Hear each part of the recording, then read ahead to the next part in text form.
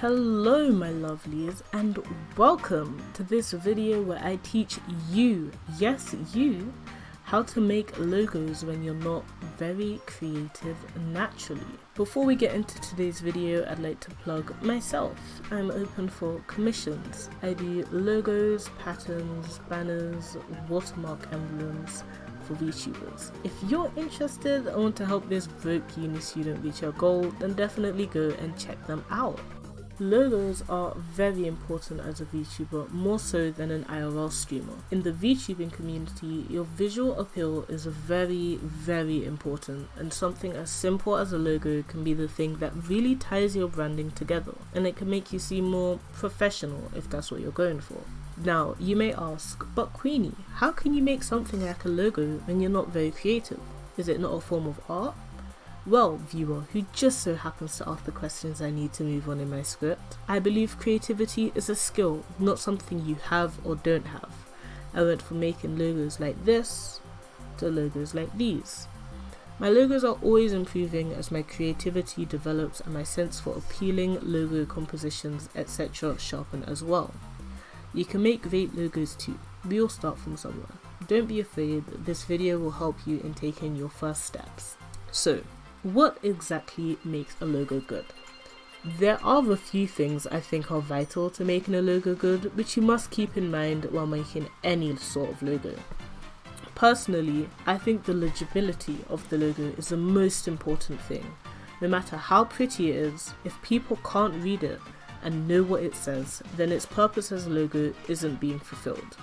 This doesn't apply for emblems, which I'll come to in another video. Secondly, the colour scheme of the logo. Colour schemes, despite how trivial it may seem, can be a big thing for branding. Let me show you an example of this. Here's a colour scheme on screen. Some of you may instantly be able to recognise this company just from that alone. For those who can't, it's the well-known kids channel Cartoon Network. Through exposure, colour schemes can be subliminally linked to you and your channel.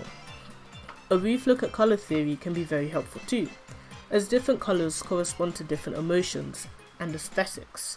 For example, muted colours being associated with elegance and maturity, or bold bright colours being associated with children and energy. This well-written article by Cameron Chapman may help explain that further with examples.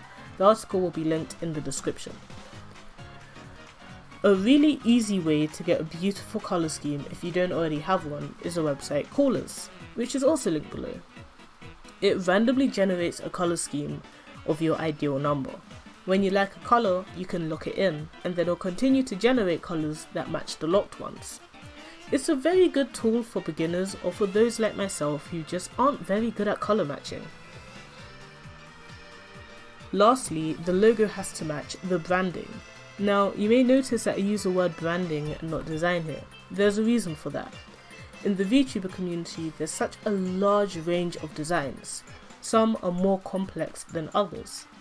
I, for example, have quite a simple design without that many standout aspects to it, whereas Alioth, who's shown on screen, has a more complex design that includes many unique aspects.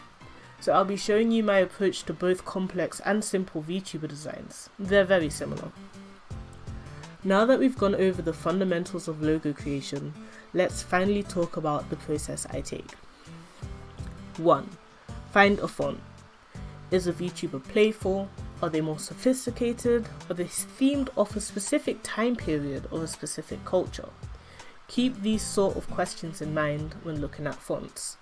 Some websites to use for font finding is The Font, FontSpace, or Google Fonts.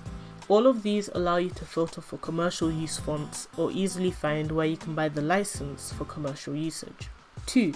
What letters can you change in the word using the design or branding? Now, I tend to focus on this much more when I have a complex design, but you can also use this if you are looking at the theme of a VTuber instead. Are there any letters that you can swap for something else? For example, when I was making Nictoma's logo, she's a celestial dragon, so I could change the C to a crescent moon to link more with her theme. Other examples to look at are changing the dot of the I to something else, such as a snowflake. 3. Add decorations. This is the step that I focus on a lot more when I have a more simple design as opposed to a complex one. What other things related to the branding can be used as decor? If they're space themed, why not try adding small stars, UFOs, or rockets? If you're struggling to think, try going into Pinterest and typing in your theme plus icon at the end. For example, space icons or pirate icons. This will give you ideas for small items you can add around your logo in order to make it better match the branding of the VTuber. 4. Add patterns to the letters. Are things still looking a little bit bare? Why not add some patterns to the letters such as dots, checkers, grids, whatever you want.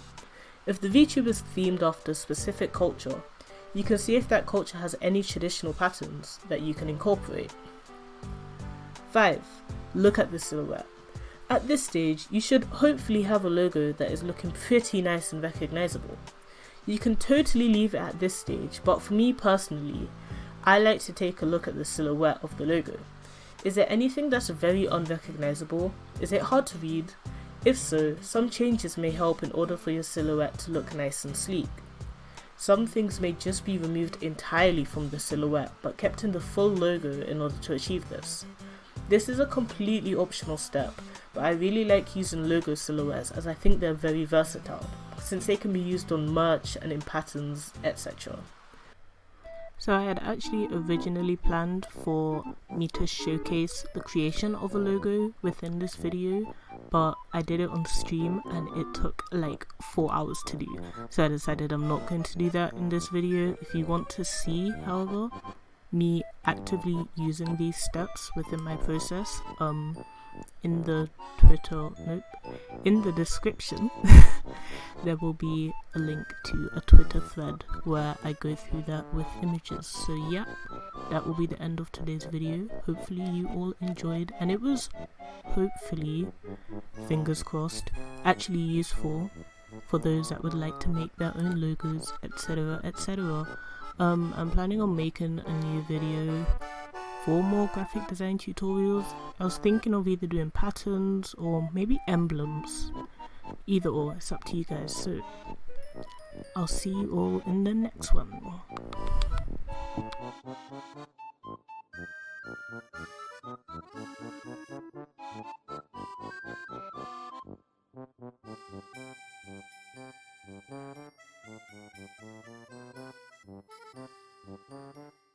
There are a few things I think are vital to making a logo good, which you must keep in